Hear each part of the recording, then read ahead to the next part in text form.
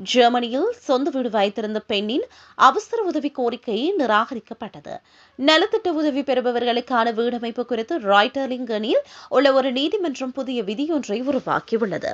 குறித்த புதிய விதிப்படி ஒரு தனிநபர் 90 சதுர மீட்டர் வரை வீடு வைத்திருக்கலாம். இந்த வழக்கு சமூக உதவி கோரிய ஒரு பெண் தொடர்பானது.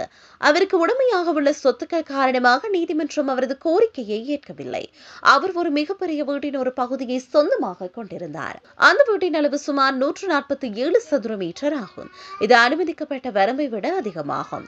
அவர் வீட்டின் ஒரு பகுதியை மட்டுமே பயன்படுத்தியிருந்தாலும் வீட்டின் முழு அளவையும் கணக்கில் எடுத்துக் கொள்ள வேண்டும் என்று நீதிமன்றம் கூறியது.